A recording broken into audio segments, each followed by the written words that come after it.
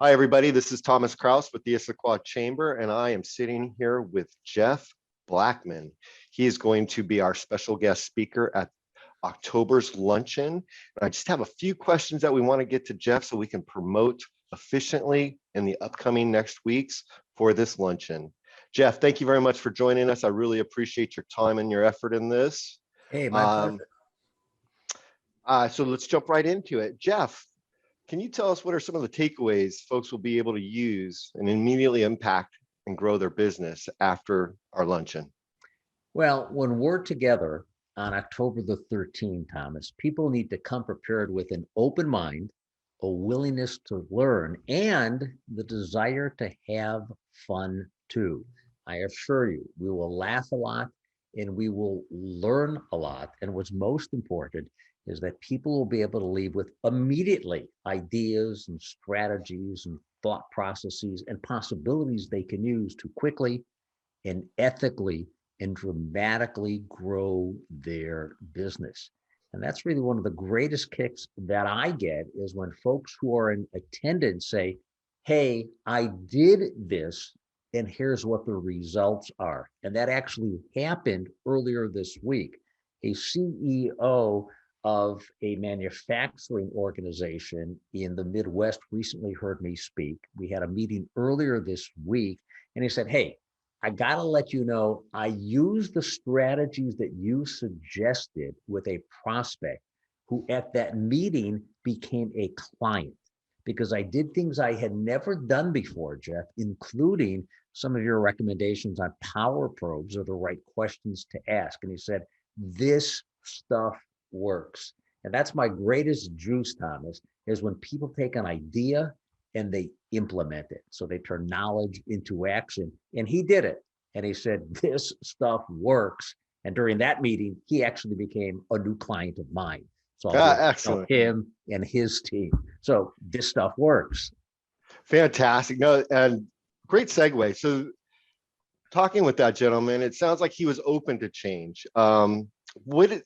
What is your sense of why do you feel like people or companies have such a hard time or tough time handling change? And what advice do you give them in regards to listening and making that decision to make a change within their business or their personal life? Change is tough because we have a tendency to get set in the way in which we have always done something. Why?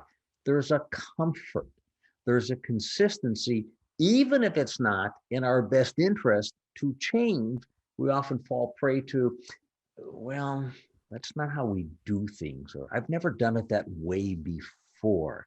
And one of the polite questions that I often ask people is, what's the risk of doing nothing?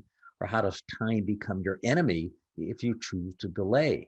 So many times I will use a euphemism instead of the word change. We'll talk about improvement, enhancement, and upgrade.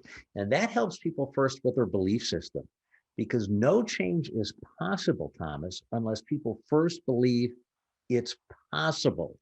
So they've got to overcome the mental barrier that's associated with what they might need to do differently. And that typically requires three things they might need to change or improve, enhance, or upgrade. And those are skills and attitude and behaviors. And then accept the fact that it doesn't necessarily happen overnight. It happens over time. But that's incremental improvement, enhancement, or upgrade. And the advantage of that is that eventually, and yes, there might be some initial discomfort or pain, but what it brings about is significantly greater results and rewards. And that's because you chose to do something different. And that's about choice. So I tell people, do not focus on the things in your life that you cannot control. Focus on the things that you can influence and control. And one of them is how we choose to change or adapt for us. You only get 1440. What do I mean? 1,440 minutes in a day. That's all you or I get. So the question becomes, how do you choose to best use, change, adapt, improve, enhance, or upgrade your time with your time? Excellent. That is great insight. Thank you very much for that. I'm taking notes as you're speaking to me, Jeff. I totally appreciate it. So within those three skills, how do you think those apply to obtaining the referrals and growing people's businesses through referrals, utilizing those three skills? Well, in terms of skills, attitudes, and behaviors, referrals is an important skill that most people do not use, whatever their business is, whether it's a product or a service, doesn't matter. They have a tendency to always be looking for the new opportunity instead of capitalizing upon the current one where they can get an introduction or a referral. And I stress to people the value of referrals is that it no acquisition cost. It's zip, zero, bupkis, nada to simply ask someone, who else do you know, Thomas, who's not competitive with you, who you think that I might be able to help? So I actually developed years ago an acronym called REMEMBER when our research revealed that most people just didn't remember to ask for referrals. So referrals is simply referrals every moment, every month bring excellent results. REMEMBER, referrals every moment, every month bring excellent results. And years ago, I had a client who said, hey, for the last ER, can I change it to extra revenue? And I said, of course, because it's a referral strategy that works. One client in particular, we've had numerous clients that have had remarkable results in terms of their referral generation. But the story that I love to tell is one began working with a division of Bank One. They had no referrals culture until we introduced it to them. Once we introduced it to them, in the 23 months that we did the referral system that we customized and created, it generated, are you ready? $230 million in new business, all from referrals at zero acquisition cost. As a Wow. result of that being so successful at a premium, they sold that division to Household International. And we had people who truly doubled or even tripled their income by asking for referrals. When people know you, like you, love you, and trust you, they will gladly refer you to others. Why? They trust you. And folks will hear me say this in Issaquah on October the 13th. When trust is high, fear is low. When trust is high, fear is low. So we always share strategies with people based upon trust and value and integrity and being non-manipulative. That's what true professionals do. That's what partners do. And partners, invaluable. Vendors, they're expendable. So we'll focus on strategies to help folks. We'll focus on strategies to help folks be that partner, not merely a vendor. That's, that sounds like an excellent guideline, not just to business, but to life too. Thank you very much for that. Learning a little bit about yourself, you came across a phrase or I got to ask you directly what it is, the VIN philosophy. Can you just explain a little bit about that to me? Yeah, the VIN philosophy I actually just alluded to, but let me reiterate it, and then I'll share an opportunity before I'm together with folks on the 13th. But the VIN or the VINE, it's kind of a strong I, VIN. There's really no E at the end, but I call it the VINE philosophy. The V is you must be value driven. The I is you must be integrity based, and the N, non-manipulative.